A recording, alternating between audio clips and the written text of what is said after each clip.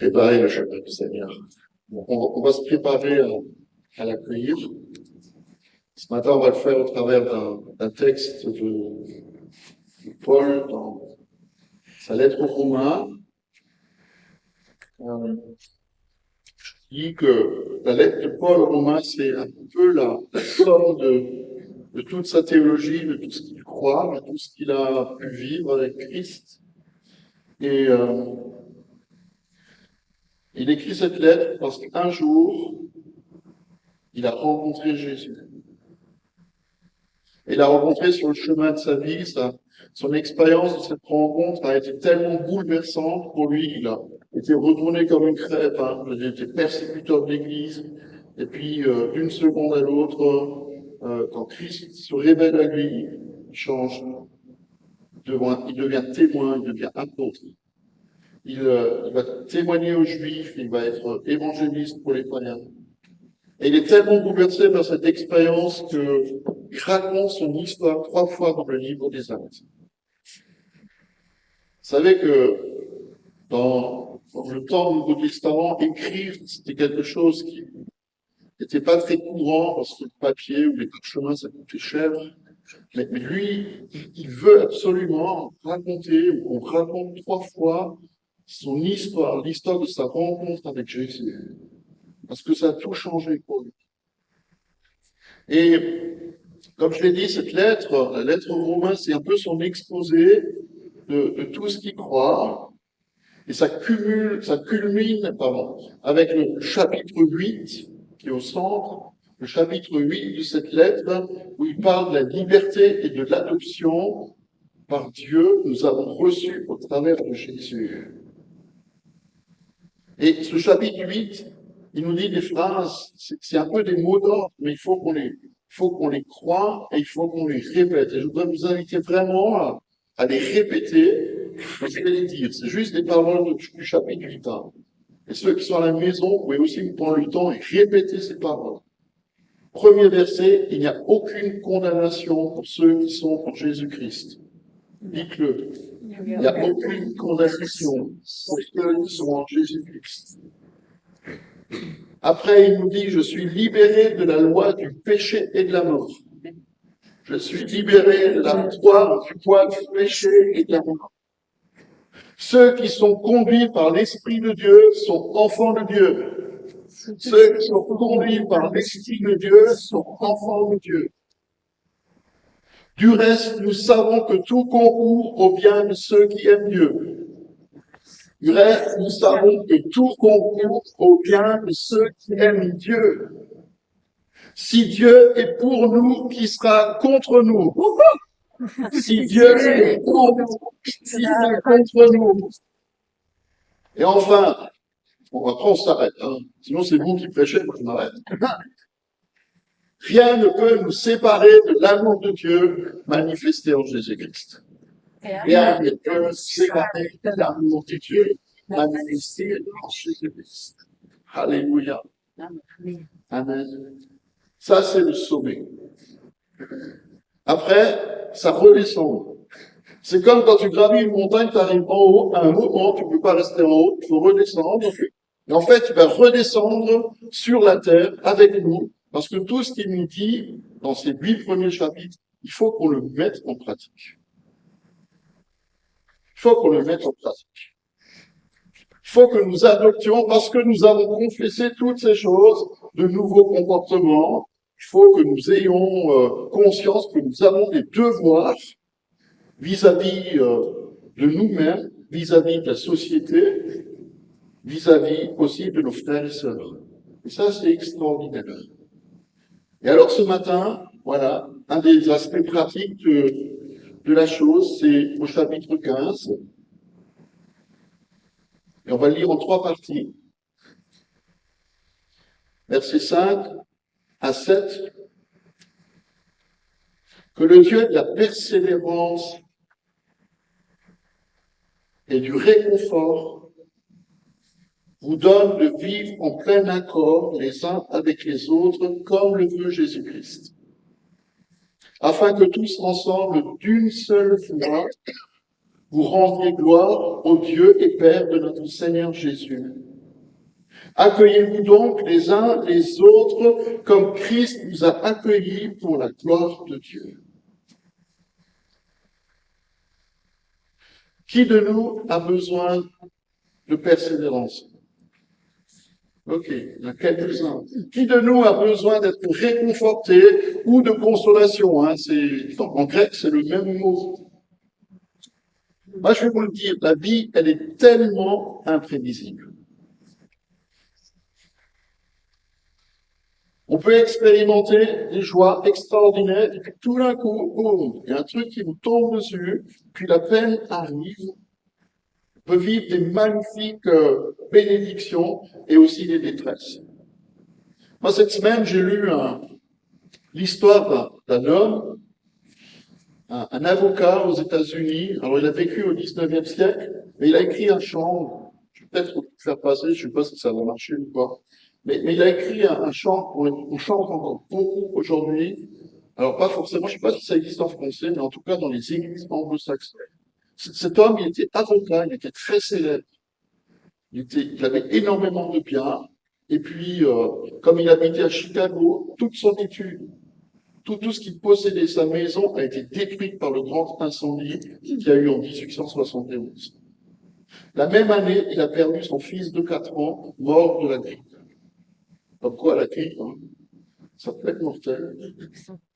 Et puis, comme il avait tout perdu, il s'est dit, ben, je vais envoyer ma femme et mes 4 filles en Angleterre pour qu'elles prennent un peu de vacances et du repos. Et donc sa femme et ses filles sont parties en bateau, ont traversé l'Atlantique. Au milieu de l'Atlantique, il y a une tempête qui vient, le bateau coule. Les 4 filles meurent, noyées. Seule la mère survit. Elle arrive en Angleterre, elle lui envoie un télégramme, elle dit « Je suis la seule survivante, qu'est-ce que je dois faire ?» Vous vous rendez compte? Elle n'a pas de téléphone à l'époque, hein. Elle n'a pas un avion que tu prends dans l'heure et puis tu vas rejoindre celle que tu aimes. Tu prends un bateau et puis tu traverses. Et puis, il prend donc un bateau pour aller rejoindre sa femme, et le capitaine, il décide de s'arrêter avec le bateau là, à l'endroit où l'autre bateau a coulé.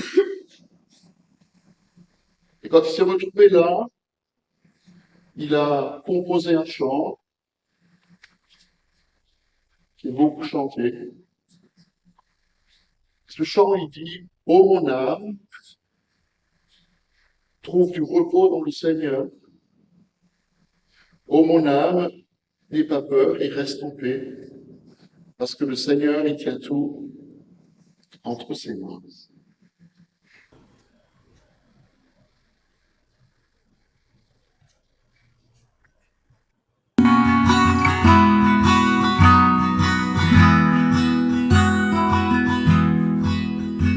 When peace like a river attendeth my way, when sorrows like sea billows roll, whatever my lot thou hast taught me to say, it is well, it is well with my soul. It is well with my soul. It is well, it is well with my soul. My sin, oh the bliss of this glorious thought. My sin not in part, but the whole, is nailed to the cross, and I bear it no more. Praise the Lord, praise the Lord, oh my soul. Praise the Lord, oh my soul. Mon âme, bénis l'Éternel. Qui de nous peut dire ça? Si tu as perdu tes enfants.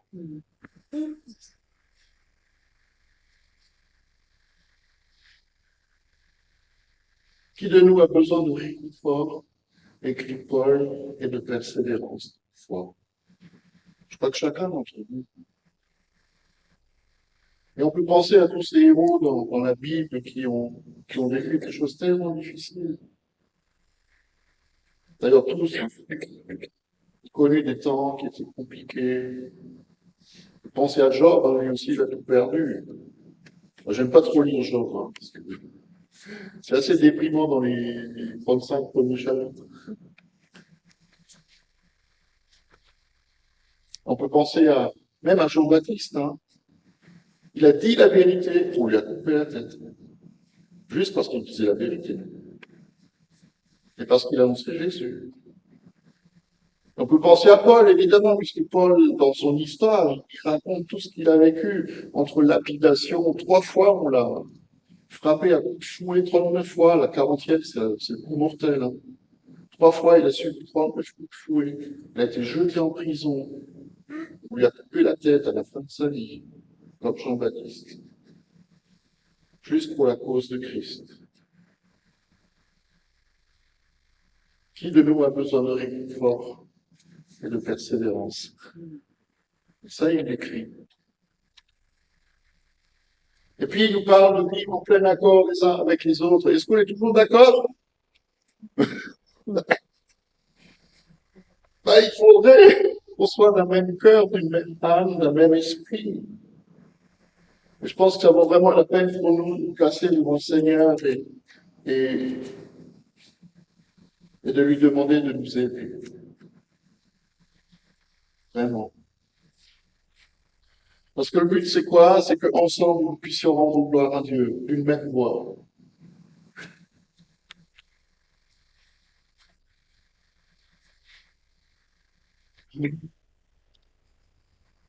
La deuxième partie, moi j'aime bien cette partie aussi.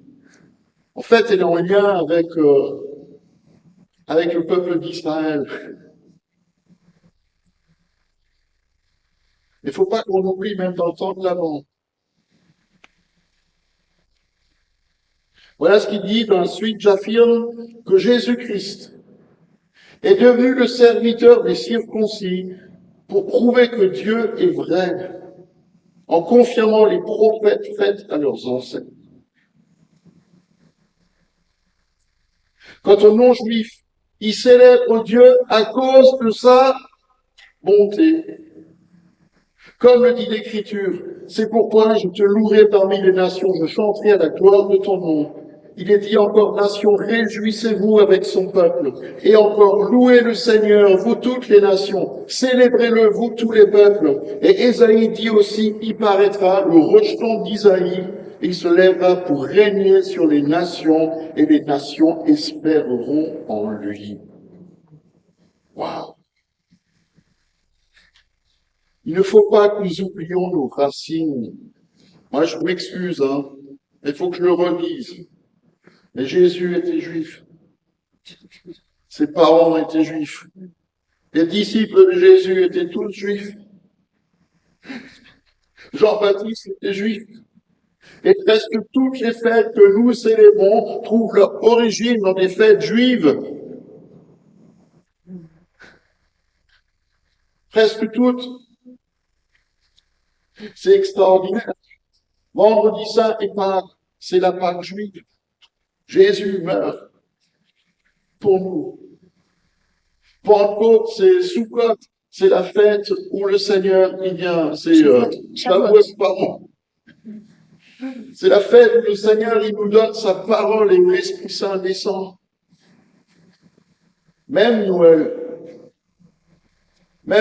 trouve ses racines dans le judaïsme. Hanouka, la fête des Lumières, où on échange des cadeaux. C'est extraordinaire. Il ne faut pas qu'on oublie. Et en plus, cette année, c'est particulier puisque Hanouka tombe le jour de Noël dans notre calendrier. Donc, il y a un lien extraordinaire. Il y a juste Sukkot, la fête des tabernacles que nous, on ne fête pas encore, mais ça va arriver un jour. Vous savez pourquoi? Parce que le but de la fête, c'est que toutes les nations, un jour, vont se retrouver à Jérusalem pour louer Dieu. Et ça va arriver. Alléluia. Amen. Pour les circoncis, les Juifs, Jésus est l'accomplissement des promesses de Dieu données dans la loi et les prophètes. Et pour les incirconcis, moi je dis merci Seigneur qu'on ne soit plus obligé de l'être, hein, surtout nous les hommes, hein. Vraiment. La bonne nouvelle, elle est accessible pour nous à cause de la bonté de notre Dieu. Les amis, Dieu, il est bon, et toujours bon, et encore bon. Et c'est à cause de sa bonté qu'il a envoyé Jésus sur terre. Et c'est même parce qu'il est bon qu'il a envoyé Jean-Baptiste pour préparer le chemin, appeler le peuple qui n'avait plus rien compris de la loi de l'Éternel à revenir à lui. Et c'est pas pour rien que leur cœur était touché parce que Dieu était bon. Et c'est à cause de sa bonté qu'il ne veut pas que nous nous perdions. Et c'est parce qu'il est bon qu'il veut que nous vivions tout ce qu'il nous a dit, tout ce qu'il nous promet. Mais le meilleur est encore à venir. Parce que sa bonté, elle nous engage dans la suite du texte. Écoutez le dernier verset. Je m'arrêterai juste sur ce verset-là. Et il faut qu'on le prenne pour nous. Que le Dieu de l'espérance vous remplisse de toute joie et de toute paix afin que vous débordiez d'espérance par la puissance du Saint-Esprit.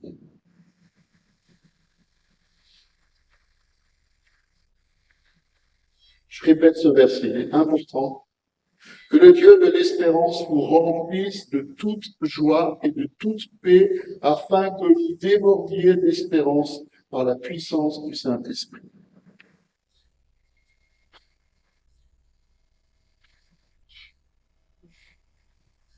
Moi, je me suis posé une question. Comment est-ce qu'on peut déborder d'espérance? Paul, il donne la réponse. Il dit, alors on le sait, hein, on sait qu'un verre est rempli, un seau est rempli, un vase est rempli, quand il déborde. Là, on sait qu'il est rempli, parce qu'il n'y a plus rien qui rentre, et ça coule. Et il nous dit, Paul, que si nous voulons déborder d'espérance, il faut que notre cœur soit rempli de quoi? De toute joie et de toute paix. Et remarquez que ça commence pas par la paix, et ensuite viendra la joie, et ça commence par la joie qui va nous donner la paix. La joie de l'Éternel est notre force, et il veut que notre cœur soit rempli de cette joie, pas seulement la joie de Noël, mais rempli de sa joie qui est notre force, et de sa paix qui est là en toutes circonstances. Et alors, on va pouvoir déborder d'espérance. Vous savez à quoi on remarque que quelqu'un déborde d'espérance? On le voit à sa tête. Je m'excuse de le dire. Mais quelqu'un qui déborde d'espérance, on le voit à sa tête. Parce que autrement, on ne peut pas le voir. C'est quand tu es face à quelqu'un ou face à une situation. Alors, je dis pas qu'il faut avoir le sourire jusqu'aux oreilles en disant « Oui, tout va bien, mon frère, continue ». Mais c'est juste parce que en nous, il y a quelque chose qui est plus grand que nous, que le Seigneur aimerait faire rayonner sur nos visages, déborder d'espérance. Et moi, je trouve que c'est l'image même qu'il nous donne. Je terminerai juste avec que quelqu'un a écrit un jour, je trouvais que c'était bien. L'espérance est liée à un sens de l'histoire qui progresse dans le temps qui est continu et pas cyclique, où quelque chose se construit qui est aussi bien pour chacun de nous que pour toute l'humanité. Pour les Juifs, la promesse est le propre de l'espérance. Elle est fondamentalement messianique. Ils attendent le Messie et elle est toute entière tournée vers l'avenir. C'est avec Abraham que commence l'espérance dans la Bible. Abraham a cru à la promesse qui lui était faite et il a cru contre toute espérance. Pour les chrétiens, l'espérance est liée au salut, qui est en même temps passé, présent et à venir. Le passé, il est comblé dans la venue de Jésus sur terre, mort sous Ponce Pilate et crucifié. et ressuscité. Le présent dans les gages de l'Esprit qui nous est donné et qui nous permet de vivre jour après jour les promesses du Père. Et puis l'avenir dans la promesse du retour de Jésus à la fin des temps, la résurrection de nos morts et la vie éternelle. Ça, c'est notre espérance. Le salut définitif reste un objet d'espérance, car voir ce qu'on espère, ce n'est plus de l'espérance. Les premiers chrétiens étaient fondamentalement tournés vers cet avenir dans l'attente et dans l'espérance, en disant « Maranatha, viens Seigneur Jésus », et nous le revivons chaque année dans ce temps de l'Avent. Nous disons « Maranatha, Seigneur », avec espérance, viens et viens bientôt. Alléluia. Amen. Que le Seigneur vous remplisse d'espérance. Le Dieu de l'espérance nous remplisse de toute joie et de toute paix afin que nous débordions l'espérance par la puissance du Saint-Esprit.